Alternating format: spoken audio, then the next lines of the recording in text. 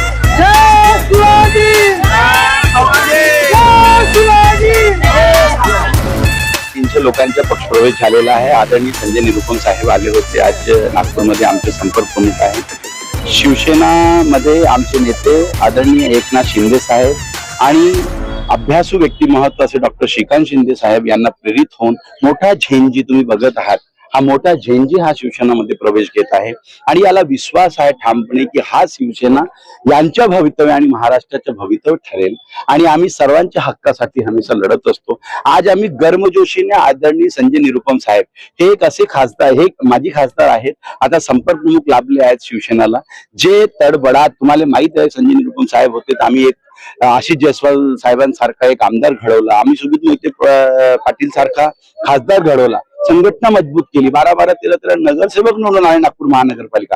आता पुनश्च त्यांना ची जिम्मेदारी देण्यात आहे। आमच्यासारखा प्रत्येक व्यक्ती, माझ्यासारखा कर्तव्यनिष्ठ शिवसैनिक हा त्यांच्या सोबत कंध्याला कंधा लावून एकनाथ साहेबांची शिवसेना वाढवण्याचा पूर्ण प्रयत्न करेल असं माझं काम आहे। शिवसेना तू शिवसेना का बरं आणि उद्देश काय? पहा, तुम्ही सगळं माहित आहे की most probably Shiv Sena to Shiv Sena येत आहे। आमच्याकडे वेगळे जेनजी पण आहेत, कारण की तुम्हाला माहित आहे तिकडे उदासीनता आहे, त्यांना कार्यकर्त्याची चळवळ नाही, त्यांना कार्यकर्त्याची फिकर नाही आणि गोरगरिबांचे नात असे म्हणणारे जाणारे एकनाथ साहेब हे सर्वांसाठी उपयोगी असतात आणि आमच्यासारख्या मामुली शिवसैनिकाला ते वेळ देतात। ते सांगतात या आम्हाला तुम्हाला दमदाटी देऊ, तुम्हाला दम देऊ, तुम्हाला ताकद देऊ काम करण्याकरिता, म्हणून शिवसेना टू शिवसेना म्हणजे ओरिजिनल शिवसेना श्री एकनाथ शिंदे। नवीन युवकांना आपण काय संदेश देणार?